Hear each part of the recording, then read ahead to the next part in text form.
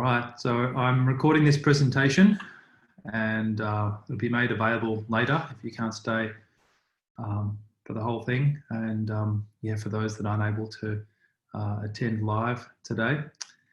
My name's Associate Professor David Ackland, and I am the course coordinator or the Deputy Head of Department Academic for the Department of Biomedical Engineering. Essentially, that means that I oversee the teaching program, which is the Master of Engineering Biomedical, the Master of Engineering Biomedical with Business, and the undergraduate degree major that we offer, which is the Bioengineering Systems major, which is taken in Bachelor of Science and Bachelor of Biomedicine. So I'm here today to give you a little bit of information that might be useful to you as a student enrolling in the master's degree in semester 2. And I'm going to provide a little bit of information, generally speaking, about the master's course, course structures, and as well, I will talk about some resources and support that you will be able to access to help you. And I will try to finish early. In fact, I really don't want this to be about me just sort of presenting and you having to download and take all this information. I'm going to be answering questions, so there should be hopefully enough time that I can get through any questions that you might have. In fact, I think that's probably where, generally speaking, we learn the most, when we sort of talk through sort of questions. Okay, so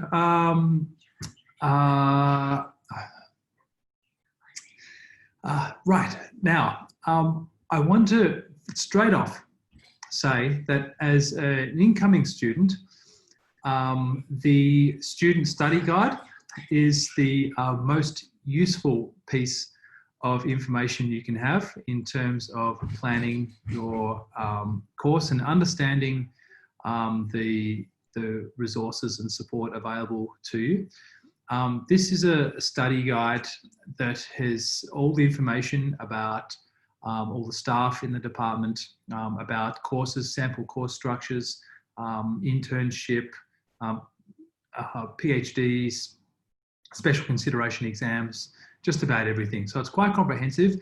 And as an incoming student, you should have access to Canvas, and there's a biomedical engineering LMS staff and students community, which you should be able to see in Canvas, and you can download and access this study guide, which has a lot of information for you. So I'm going to talk you through some of the information in this. I guess by way of introduction, my work is involved in biomedical research around muscles and joints and medical implants. And indeed, this forms a part of some of the teaching that we offer in the Master of Engineering Biomedical or Biomedical with Business. So biomedical engineers are really engineers geared towards solving problems in health. You know, if you ask me, well, what are the job prospects in this degree? I would say, well, aging is a problem that's going to increase. By 2050, a quarter of the whole population in Australia, that's 1 in every 4 people that you see in the street will be elderly, so age 65 and above. And with that comes all sorts of conditions associated with aging that really we're trying to get our heads around in order to prove health and well-being in society. And so I think there's always going to be a role for biomedical engineers when it comes to health, proving health and well-being, particularly when it comes to elderly and conditions associated with the musculoskeletal system, the neuromuscular system. This is just an example, just to show you the sort of work that can happen. Some of you may have heard about this project, but a capstone student, so a final year engineer, developed an implant in conjunction with a maxillofacial surgeon. This is an implant to replace the jaw joint, and the jaw joint is essentially a ball and socket. But in people that have trauma to the jaw or osteoarthritis or congenital abnormalities, they need, in some cases, a new jaw joint. So this sort of ball and socket that you can see at the top of the mandible. And so this student designed a new implant as part of their final year research project. And it actually got 3D printed and sterilized and implanted into a patient and corrected a young gentleman's condition, which was he was born without a jaw joint on one side, and straightened up his face and reduced pain and improved his jaw function. So really a major outcome in terms of improving health and well-being of this particular patient. And this is something that a student did. And in fact, this has gone on, and there are now 200 of these implants. So this is the sort of difference that you can make on people in your degree. Now, I thought I'd just go through a little bit about the course structure. And yeah, perhaps just explain briefly a little bit more about what you can expect in the course. So for a Master of Engineering, you'll have 3 years of coursework, or 300 points. There's 100 points a year. That's for the full course. Generally speaking, you have 75 points of electives. So you can think of that as 6 subjects that you'll get to choose. There's some flexibility in your course. There are electives, and you can choose a range of different subjects to suit your interest.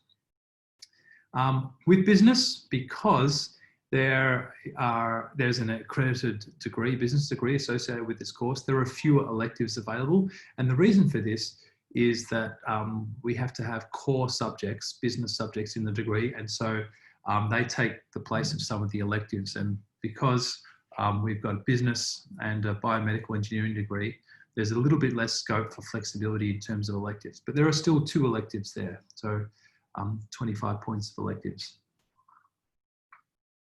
Some of you might be coming in from an undergraduate major, the biomedical engineering systems major.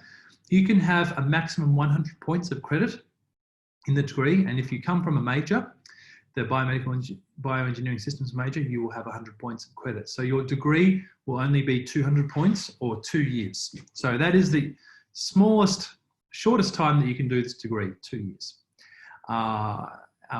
Most people that come lateral entry, so from other universities, aside from Melbourne Uni, will have some credit, for example, from chemistry or biology, but usually most people don't have the full 100 points of credit. That's something that you normally only get in the bioengineering systems pathway. So you may or may not have credit, it depends on your previous degree. Okay, now I want to, I guess I'd like to show you the course. Now, one thing I need to bring to your attention is that there's been a major overhaul of our biomedical engineering master's course. And this came about through discussions with our alumni. So this is our biomedical engineering graduates and what they thought were important attributes of graduates of this course when it comes to industry. And we also spoke to our industry advisory board and had a lot of discussion about how we can improve our degree. And we've come up with a new structure. The new structure won't be introduced until 2021. So you will be in the sort of transition stage between the old structure and the new structure. So your entry requirements will stay the same regardless of old or new, but your course plan is probably going to be a little bit different to what you've anticipated. So what I've shown here, what you can see are 4 subjects in blue here. Circuits and systems, mechanics for bioengineering, applied computation in bioengineering, and introduction to biomaterials. Now, these are the 4 subjects that form the major, the bioengineering systems major. And all these subjects, these 4 subjects, except for circuits and systems, they're new subjects. Now, these subjects are, if you see the subjects, they have the XXX here. We haven't actually got course codes yet for them. We will receive those in the next month or so, and you'll see them in the handbook. So at the moment, you can't look them up, but you'll have to take my word for it. We have all the undergraduate subjects with a 1, 2, and a 3. So BMen 1, 2, 3 indicates an undergraduate level subject. And if you have a 9, that indicates a master's level subject. So in general, we have 8 undergraduate subjects forming the first year. And if I just highlight them here with the pen, here they all are. Okay, sorry, I'm just going to close my door for a moment.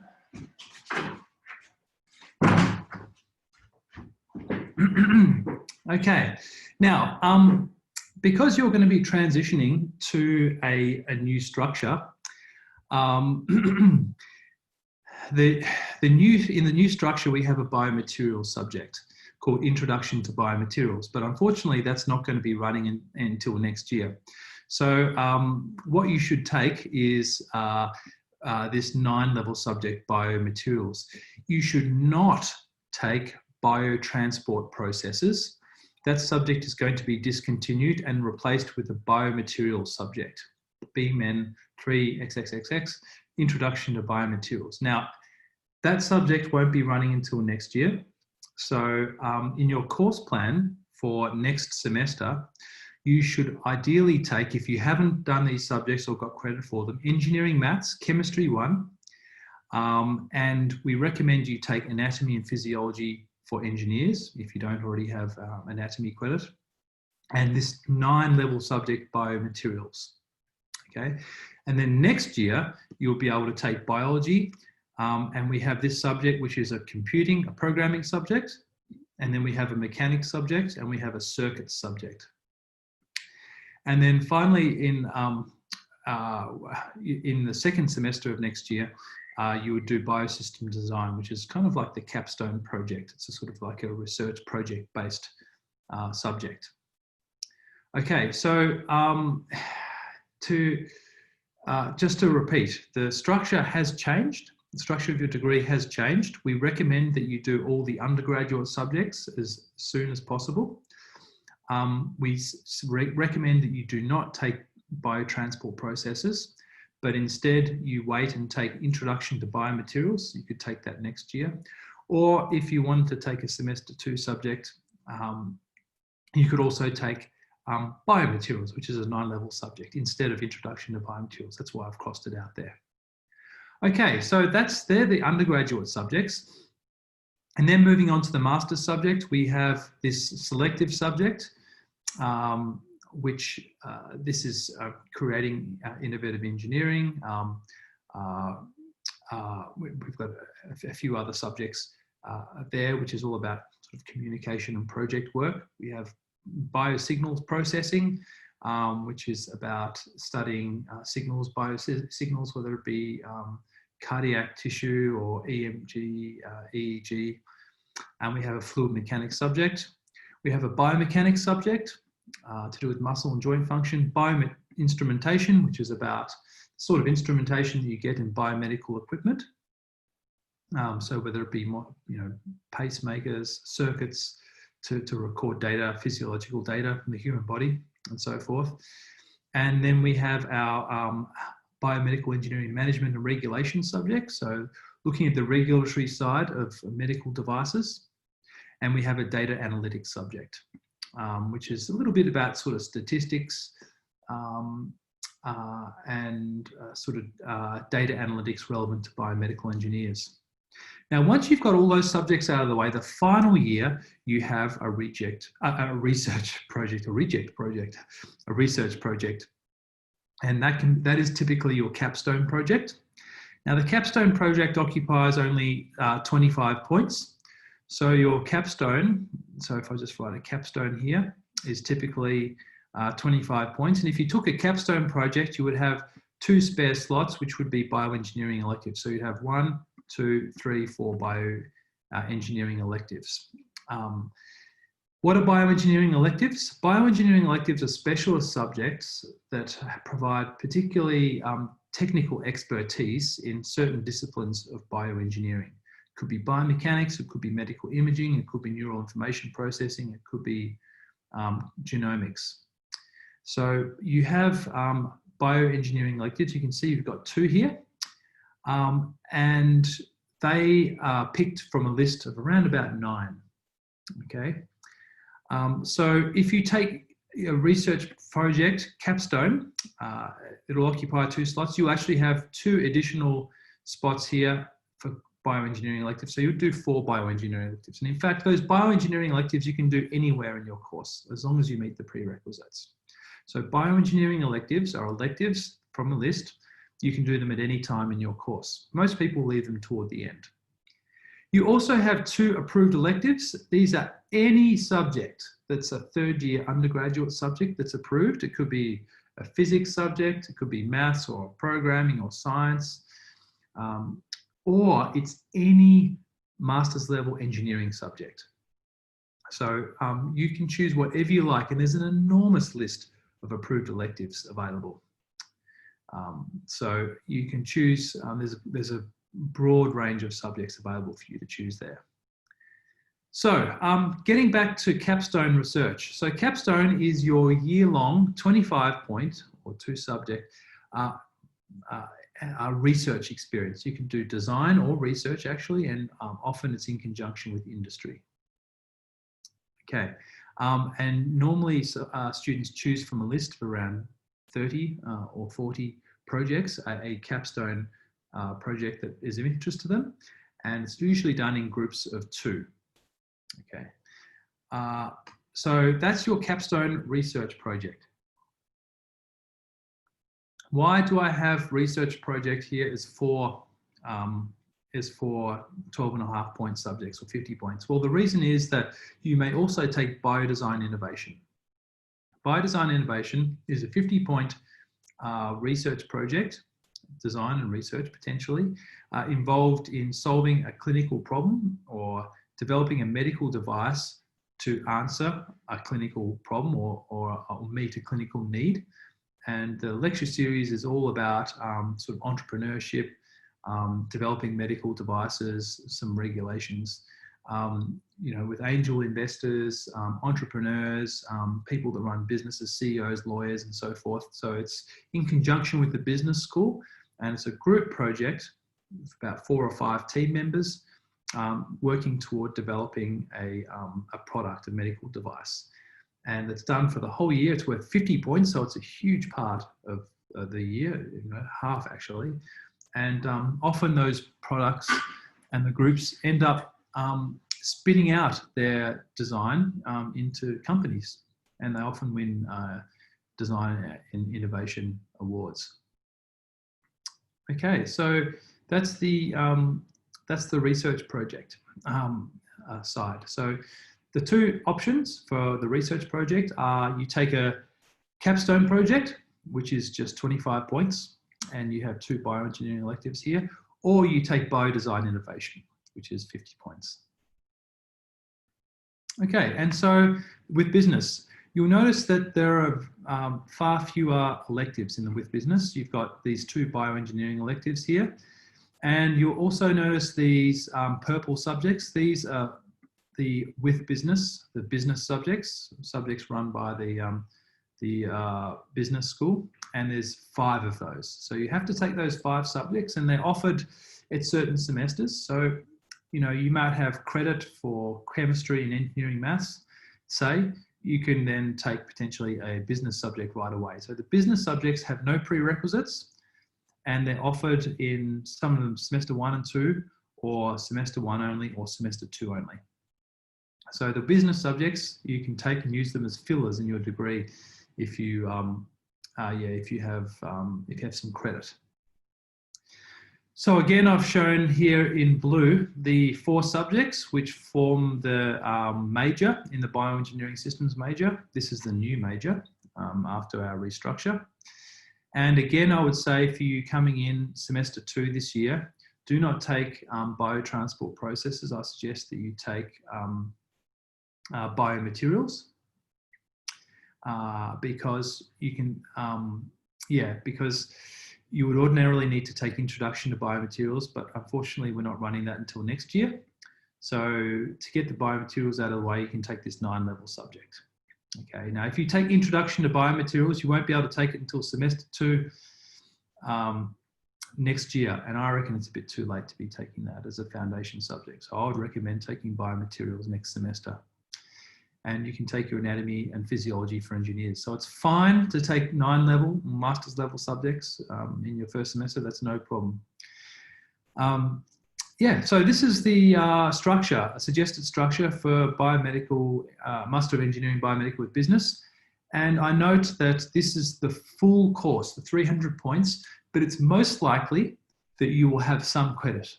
There were only a couple of students that had to do the full 300 points. Most people do have some kind of credit. Okay, and these are the bioengineering electives that you can choose. So it's a list of specialised subjects, specialised topics in biomedical engineering, ranging from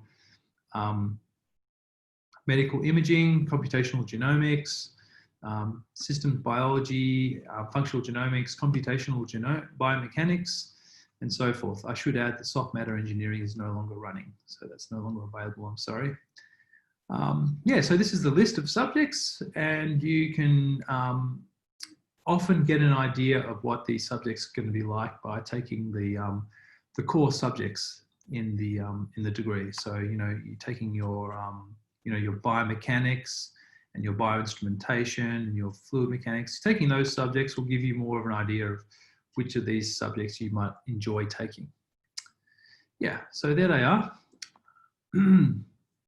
Now, just to give you a little bit of information about changes to your course. So often there might be a reason that you want to change an aspect of your course, okay? It could be changing a major or a stream, enrolling in a quota subject. So these are subjects that have limited numbers of students in them, or have caps on student enrollments. Or you might want to enroll in a first year mathematics subject, for example. So in these sorts of cases, you complete an enrolment variation form, and it's done through the student portal, okay? And in most cases, when you're seeking to change your major or enroll in a subject and you need permission, in most cases, you just have to ask me and I will approve it. And you just need to justify it. And then I send you an email, say, yes, I approve this. And then you attach that email or a PDF of it with your enrollment variation, and then it's processed. Okay, so there are lots of reasons for why you might want to make a change to your course, and so you use an enrolment variation form, and and you can manage your enrolment using the managing your enrolment online page on the students.unimel website, and you'll be able to basically self-manage all the changes and submit online requests to be assessed. And in most cases, those requests will be through the enrolment variation form. Okay. Any questions about anything so far? I'll just keep on moving. Okay. Now, we have a range of different teaching and learning techniques in biomedical engineering. There's a lot of self-directed learning, so we don't just dump a whole lot of information on you. We encourage you to self-learn, and that can be done on your own or in groups. There's a lot of discussion and argumentative writing, not just mathematics and physics.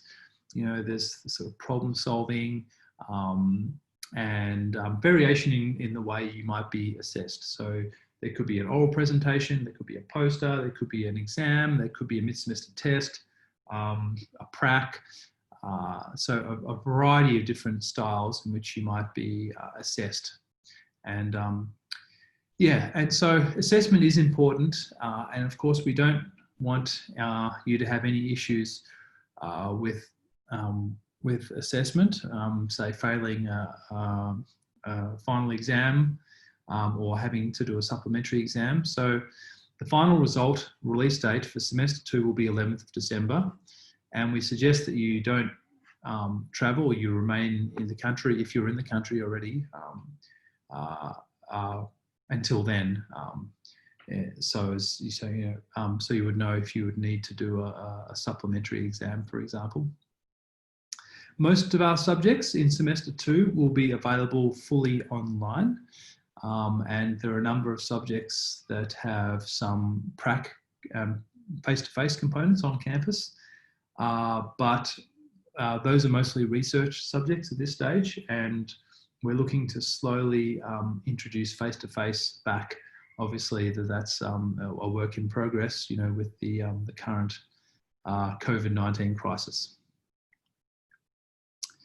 Academic misconduct is taken very seriously by the university. So my big advice is please don't cheat, because you will get caught. All the academic subject coordinators all have their eyes out for plagiarism and collusion. Plagiarism is where you copy someone's work without acknowledging their work. And collusion is normally involved in working in a pair or in groups to cheat by sort of working off each other, maybe copying each other, or not doing individual work. So working in groups is absolutely permitted, and sometimes we have peer assessment. So in a group, you'll each be able to assess each other. But working in groups is different. But collusion is where you're supposed to work on your own, and you have chosen to work with others. Okay, so please don't cheat. There's really serious consequences. I don't really want to go through it. But, in the worst case, you can be thrown out of your degree. But yeah, there are academic misconducts meetings, which are very, very serious if you get caught. Could be, cheating in an exam or an assignment, and, you could fail a subject. So it's not worth the risk. Okay, so there is an academic skills session tomorrow, 1 to 2, getting started in engineering and IT. So that is going to give you some advice on how to get cracking on your degree and how to hit the ground running, essentially. So it'll be about getting skills, maximizing the support around you, and really getting you on the front foot for getting started with your master's degree. And here's the Zoom details here. So I do highly recommend you attend that if you can. Stop 1 is the big support base for students. It's a student service that will give you information about a range of different areas to do with your overall experience at the university, from health and well-being through to academic support. So this is the range of different services that are offered by Stop 1. Stop 1 is basically an outpost. If you haven't already seen it, it's a set of booths, and you can actually go and speak to someone. You sort of get a number and you wait, and you then go and speak to someone. They're located on the corner of Grattan Street and Swanston Street, and you can go there and ask them any questions, and even get your enrollment fixed up if you have any issues. But they'll help you if you're an international student, or if you have a disability, or if you're an elite athlete, kind of like me, right? Yeah, no, I'm not an elite athlete, I'm the opposite. If you're Indigenous, there are support services available that can help you out with your degree. You can get academic skills, and you can study abroad, do exchange programs. So the university has a system in place where you can study overseas for a period. You can find out about fees and your transcripts. If you're going for jobs, you might need your transcripts, scholarships, information about graduation, enrolment and special consideration if you're sick and you need to take leave from your degree, all these sorts of things, safety, counselling, financial aid. It's all there at Stop One. You can go and you can ask, or you can check out the information they have at ask.unimelb.edu, or you can even call them. But I often just go in to see them. But of course, if you don't feel comfortable going in and seeing them in the current climate, that's fine. You can check online and give them a call. But they are, I've got a map that I can show you in a moment. Yeah, you can get access to all this information online, and there's lots of frequently asked questions, and here's the number to call. And you can visit them, 757 Swanson Street, right on the corner of Swanson and Grattan Street.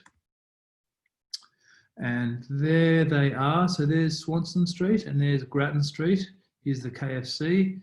And so right opposite, that's where your Stop One is. You can go in there and ask them questions. So there are health services as well that you can visit. They're on Cardigan Street, so just a block or so from the university. So if you need a vaccination, for example, or you need a medical certificate or a health check of any kind, you can go there. They have counselling and chaplaincy. So if you run into difficult circumstances, it might be financial or personal, whatever it might be, there are counselling and psychological services and the chaplaincy available there to assist. Yes, and special consideration. I've got this this page here. So special consideration is where you have unforeseen circumstances in your degree. You might be physically or mentally unwell, or there might have been a particularly bad case of personal hardship or trauma. Something happened in your family, or you're a victim of crime.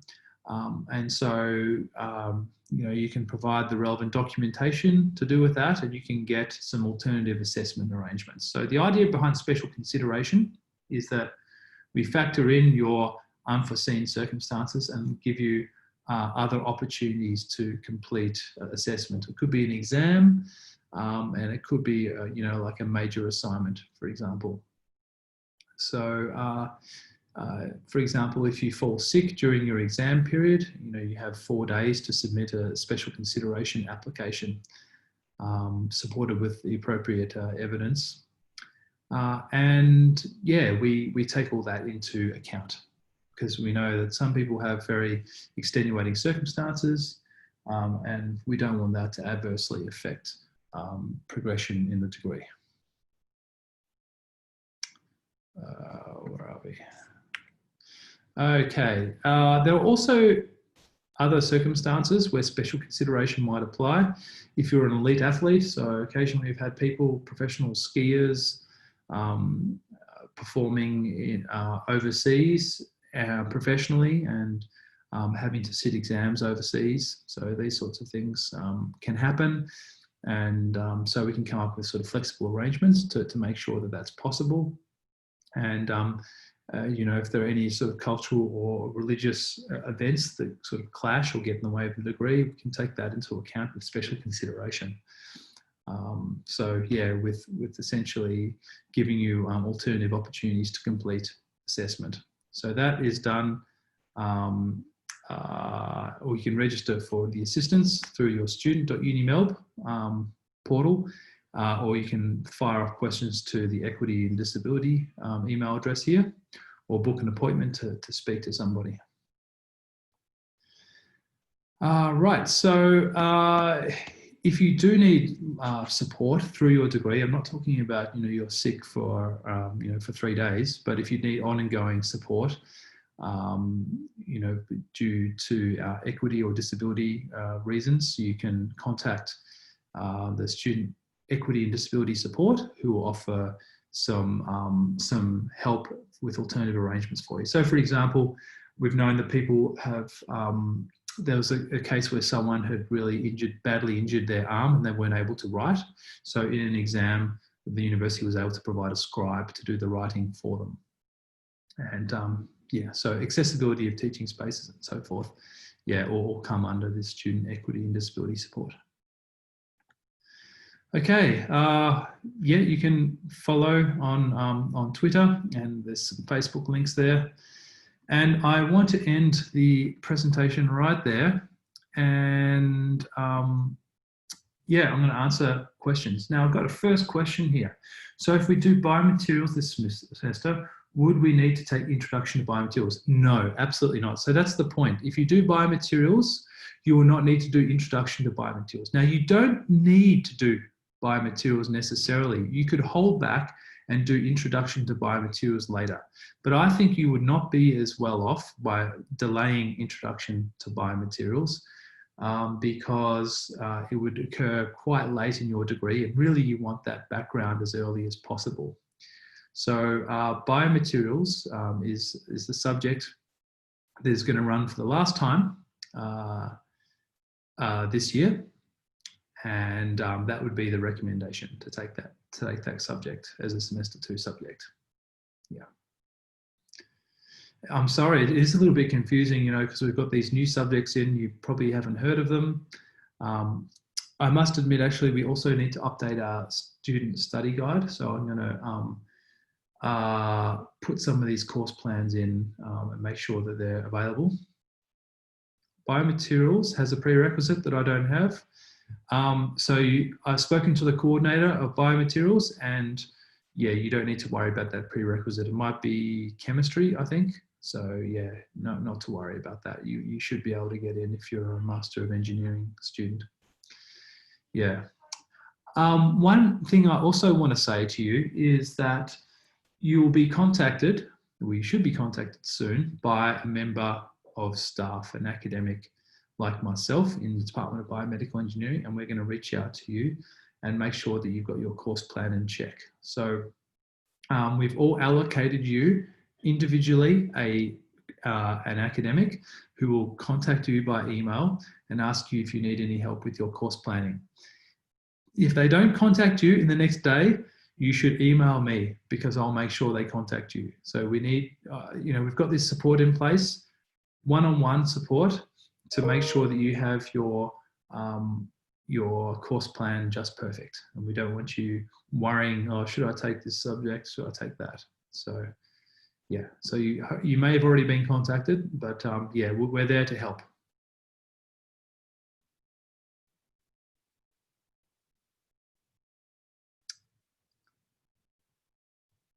Any questions at all? If you have 100 points credited, are there any changes to what second year subjects that should be taken? That's a good question. If you've got 100 points credit, can I just jump back? Oh, where are we? Okay. Yeah, so if you've got 100 points credit, I would suggest to you that that you take biomaterials. That's a 9-level subject. Anatomy and physiology for engineers. Oh, that's with business. So I'm actually going to clear that, just a second. Clear, discard. Yeah, so if you already have 100 points of credit, that means that you've done Eng Maths, chemistry, biology, biosystems design, and you've met the requirements for these. So I would recommend that you do anatomy and physiology for engineers, biomaterials, and you may wish to take, for example, I would recommend that you take perhaps an approved elective, one or more approved electives, or even a bioengineering elective, because once you've got your semester 2 this semester 2 out of the way, you'll go straight into the new structure, and hopefully things will be a bit more streamlined. So we don't want you taking any of the old subjects, but you can take your biomaterials and anatomy. Yeah, so I would probably recommend, if you've got 100 points, that you take some electives, yeah, to fill up your course for next semester. Okay, now I think there was another question. Creating innovative engineering is still compulsory for 200 point students? Yes, it is compulsory. Yep.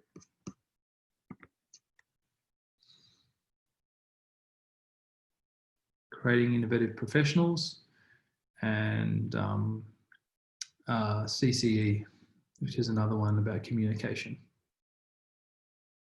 So, yeah, any other questions there?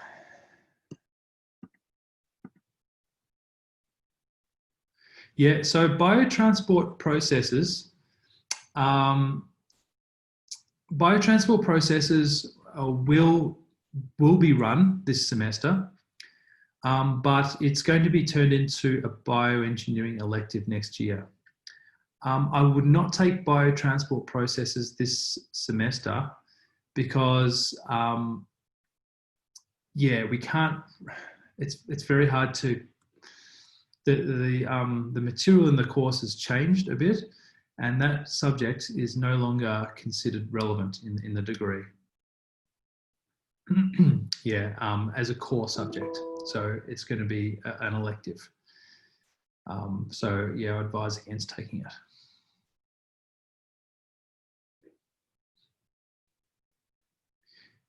If we are only in the biomedical track, are we still allowed to take some of the business elective subjects? No, unfortunately, you're not allowed to take the business subjects unless you're in the biomedical with business. But there may be some other business subjects you can take as approved electives. Yeah, so let me just check. I'm having a look to see if I can find my list of approved electives. So yes, there are other subjects. Now, those subjects are specifically reserved for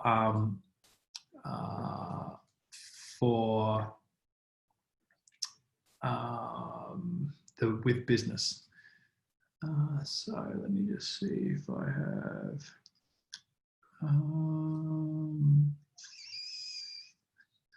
Visualizations. Where did I put it?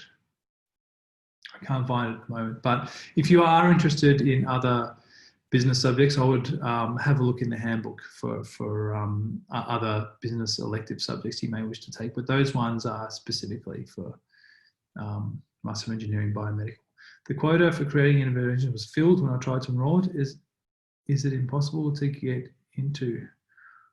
Or is there another way to get in? Look, I don't know. I suggest you contact the subject coordinator about that. It might be that you need to go into creating innovative professionals or CCE. I know it is quota, but they might be able to put you on a list. You know, if someone drops out. I don't actually know the procedure there, but I would contact the subject coordinator.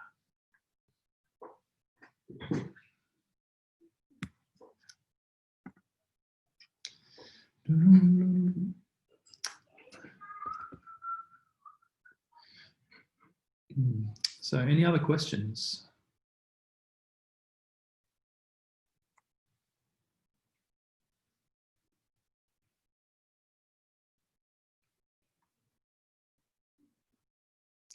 Anything at all? I'll take any questions. There's no such thing as a silly question.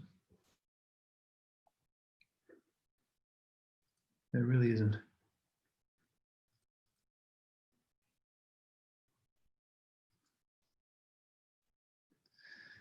Okay, well, if there are no questions then, I think we can probably finish up. And I'm going to make a recording of this presentation available if you want to look back. We will update the student study guide. You can download a version now. I think we just need to update some of those course plans, but everything else should be all there. As I said about the prerequisites for biomaterials, they're going to be waived for semester 2, for incoming students in semester 2. I've discussed that with the coordinator.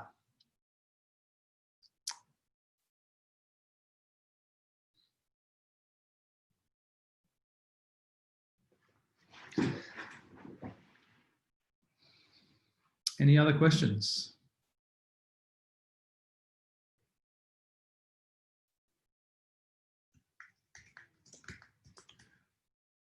Okay, if there are no other questions, going once, going twice, going 3 times. Okay, I think we might end it there. Please contact me if you've got any questions. Declan@unimel.edu.au. Very happy to answer any questions. Just look up my name, David Ackland. And yeah, and hopefully someone will be reaching out to you soon about that course advice to make sure that you're on track. Otherwise, contact me and I'll put you in touch with them manually. All right, nice to meet you and take care. Bye.